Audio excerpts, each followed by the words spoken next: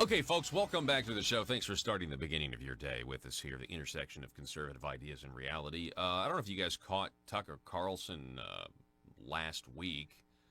He had a guy by the name of Dr. Wayne Johnson on the program.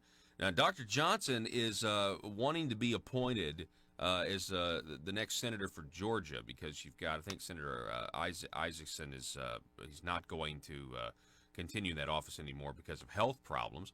And Dr. Wayne Johnson joins us now on the phone. Dr. Johnson, how are you, sir? I'm fine, Paul. How are you doing today? I'm doing well. Now, I want to talk about your candidacy for the U.S. Senate in Georgia here in just a minute. But I caught that segment on Tucker Carlson, and let me just tell you, I think your ideas are really unique, and this student loan crisis is something that we definitely need to discuss. Now, I want to remind our listeners that from 2017 to 2019, you were a senior official in President Trump's administration. He's serving as the Chief Strategy and Transformation Officer and Chief Operating Officer for the Department of Education's Office of Federal Student Aid. So you have a unique perspective. What needs to change about the federal student loan program? Well, the basic thing that needs to change is the federal government needs to stop making loans for people to go to school. The program has gotten unbelievably out of hand. Over the past 10 years, we've added well over $1 trillion to the amount of debt burden that's on people's backs, and it's because the loan program that the federal government has in place makes it extraordinarily easy for schools to convince students to take down high levels of debt burden in order to go to school there. So we got to stop making loans. But if we're going to stop making loans, we do need to put forth some type of a grant program that will allow people to at least get through an undergraduate degree. But that's the answer: is stop making the loans. Stop making the loans. So the incentive structure is all it's reversed, right? I mean, these schools, these colleges, universities, they have no incentive to control their costs because they have what is essentially the government guaranteeing customers for them, right? It's exactly correct. And Tucker Carlson picked that up in some of his earlier segments. He had pointed to that. I think what I helped him to appreciate was a little bit of, I added some clarity in terms of exactly how the mechanics are working. But the federal government will make loans to people up to an unlimited level based upon what a college says is their cost to attend. So there's no control or constraint on the colleges and universities to keep them from continuing to raise their prices because they know that there's an ever-ending flow of money coming from the government in that regard. So I've got this. I've got an op-ed that I found. Again, we're talking with Dr. Wayne Johnson. He's a candidate for U.S. Senate out of Georgia. Paragraph 2, the solution to relieving the personal financial burden of student loan debt is for the United States Congress to enact law that would fully cancel federal student loan debt. Moreover, to be equitable, people who did pay their student loan debt should be given credit for having done so.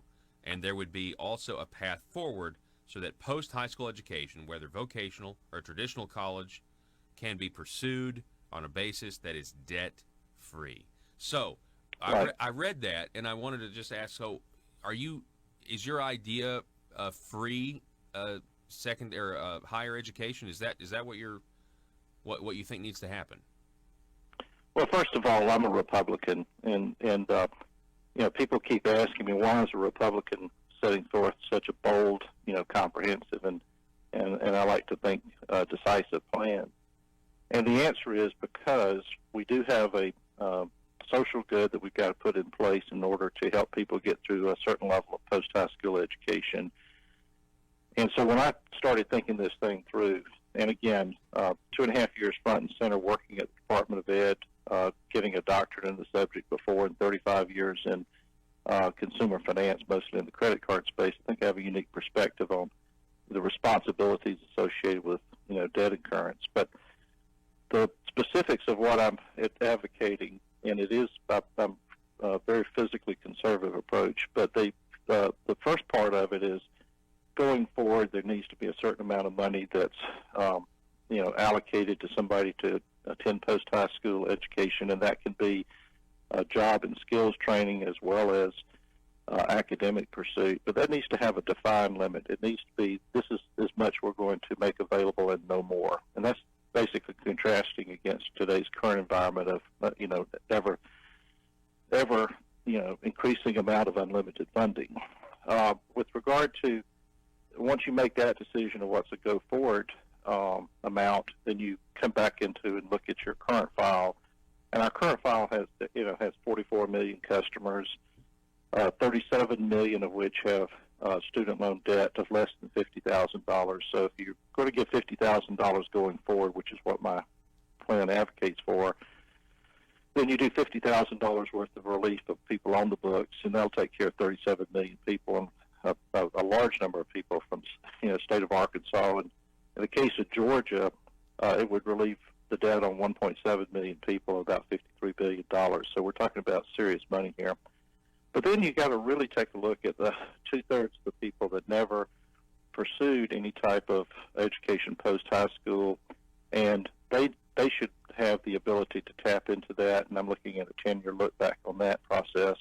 And then you got people that paid for it themselves. And, a lot of folks say, well, the socialistic aspect of relieving all this debt and going forward, what about me? I paid for it on my own. And quite frankly, those folks need to be given tax credits equal to an amount up to $50,000. So the equity for everybody is basically one of the cornerstones and driving elements of my plan. So do you see this plan as correcting a problem that the government has really caused here?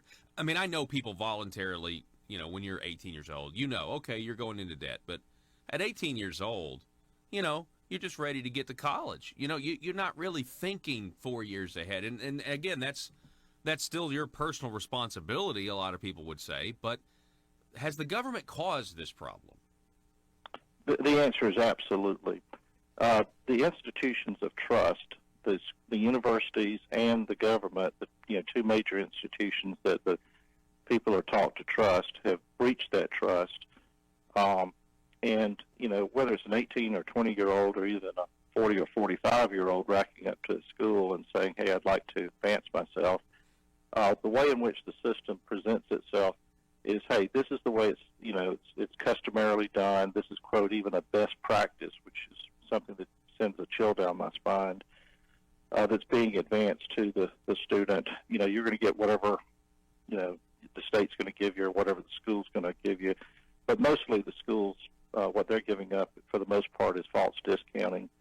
And then, oh, by the way, here's an award letter, and baked into this award letter is this financial aid coming from the federal government. And they fail to tell you that aid actually is manifested by some very unorthodox loan instruments. And then they say, oh, by the way, don't sweat it, because at the end of the day, you're going to be caught up in you're going to be able to pay for it through an income-based repayment plan. And then they forgot to tell you that, oh, by the way, that's going to create negative amortization. And so the $20,000 you take down is actually going to wind up, after forbearances and deferments and all these other really bizarre schemes that are in place by the government, is going to grow to $120,000 or $150,000. So yes, the government, what started off with good intentions, which is a straightforward loan program that somebody would pay up after 10 years, that would have a fixed amount of loan money available, with a couple of twists and turns under the previous administration, basically boiled down to this very convoluted set of 30 different repayment plans. And I've got a doctorate in the subject. Believe me, it's hard for me to understand this stuff. And at the end of the day, the students are basically, saying, well, this is the school, I trust them. The government, I trust them, or they wouldn't make this thing available to me. And consequently, they wake up and say, wait a minute, how did I get ambushed along the way to this higher ed pursuit? And it really becomes problematic for people that start but never finish. Yeah, it does, doesn't it? It definitely does. I've heard about that phenomenon many, many times. So if the government caused the problem, I can definitely see how we would say that there's a lot of people out there who are victims of this. Well, Victims is, that's a term that has some legal connotations. But Right. but let me say this: the government caused the problem, and the government was certainly highly complicit in the problem. And it's, there's been some. There was an author that wrote a book called Indebtedness, which I found pretty profound, because what she basically said was that there's a student debt complex that's a combination of the government doing its activities, and the schools doing their activities, and then of course you've got people that feed around the fringes of this, which can be very servicing organizations. So there's a whole complex at play to perpetuate this, and an astounding number is 80% of all the cash going into the higher education system in the United States is coming from the federal government. And so when you got that much, of the economic driver coming from one source, you got what you got. But the bottom line is this will only get fixed. We were endeavoring to fix it operationally. Tremendous strides forward. Secretary DeVos, fully supportive of that. President's administration, fully supportive of that. Amazing things. But I woke up and said, what we're doing is just making this machine that's causing these problems run much more efficiently. And what we got to do is we got to, basically turn to Congress. And in my opinion, the Senate's where this has got to be driven from in order to make these changes that are necessary to the law. We're talking with Dr. Wayne Johnson. He's a candidate for U.S. Senate out of Georgia. Now, can you tell me a little bit about the political process here? Right, I understand. I did a little research. You're wanting the governor of Georgia, Governor Kemp, there to appoint you to this Senate vacancy at this point, right? Yeah, Governor Kemp actually put forth a very transparent application process where he allowed for people that are not normally out of the political realm to set themselves forward as someone that he could appoint to replace Johnny Isakson at the end of the year. He's got over 500 applicants for that. He's now in his decision process of appointment. Presented myself. Hopefully, he'll decide that I'm the right person to go into the Senate so that I could hit the ground running in January and start making these changes that would be good for the state of Georgia. But in order to make them good for the state of Georgia, you got to actually make them good for the entire country. Yeah, that's exactly right. Well, I want to tell everybody about your website. Your website, if you want to check this out, folks, is johnsonsenate.com. That's johnsonsenate.com, and you can find out more. You can also see his interview there from Tucker Carlson. The last thing I want to talk about, and I know this is kind of backtracking a little bit, sir, but in this op-ed, I also see that when a student takes this money and goes into debt, this is also affecting their credit score, isn't it? So it's going to make it harder for them to buy a house or to get a car or something like that, right?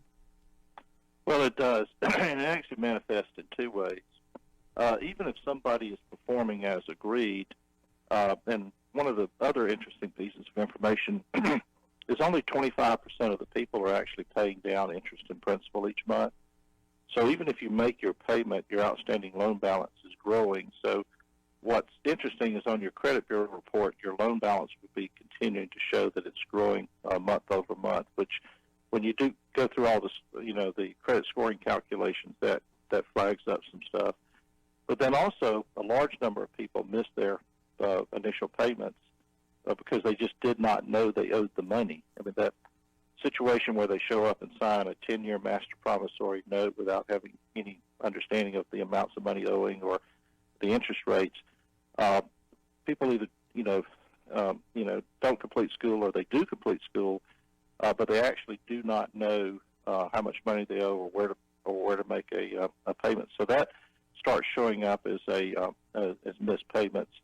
And so while the accuracy of the fact that the payment was missed is going into the report, the fact that the people didn't even know they owed the money is an unfair element of reporting. Mm-hmm. So people's credit reports are getting severely impaired because of the federal student loan reporting of credit bureau information. So, and for real this time, this is my last question. What happens if we do nothing?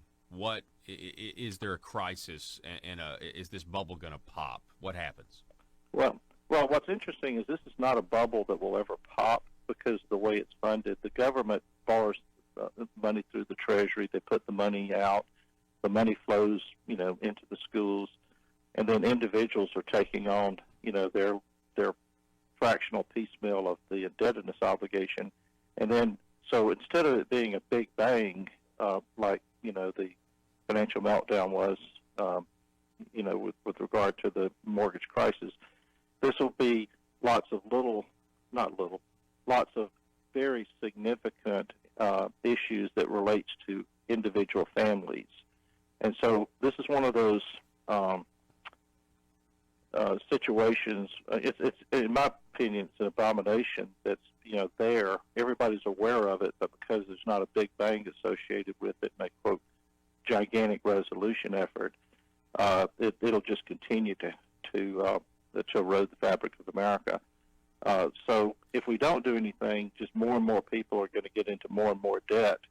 The schools will continue to raise prices because they have no check on it, and we'll be talking about this a few years from now. Instead of being 1.6 trillion, it'll be 3 trillion, and I can even see the day when it'll be 5 trillion. Wow.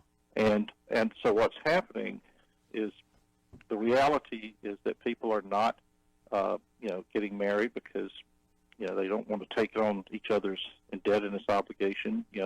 People are, if they're also not having children, they're not buying homes.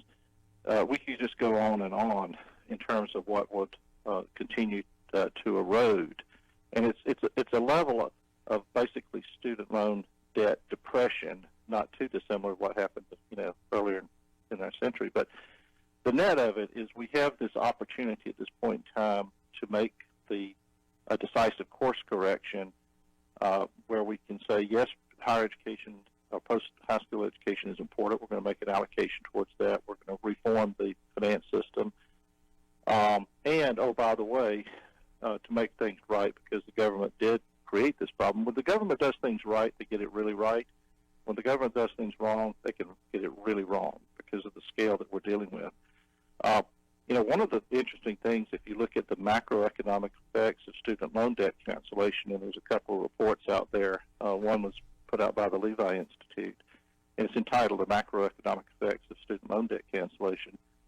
It's incredibly powerful what those economic models show in terms of the positive effect on the economy, household formation, and what have you. So I would look at this solution to this problem also being a great stepping stone to a very significant economic stimulation. It's fascinating. It's absolutely fascinating that the student loan program, what I just kind of heard you say there, the student loan program in some cases is actually hurting the American family, the idea of having kids and that sort of thing. And that would be the complete opposite of what it was claiming to do originally. You know what I mean? Which is to help Exactly. you. That's incredible. Dr. Wayne Johnson, good luck to you, sir. I appreciate your big ideas, and I really appreciate you spending time with us this morning and educating my audience.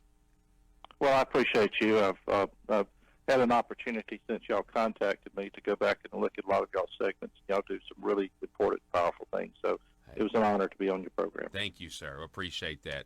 Love to do it again sometime. Have a happy Thanksgiving.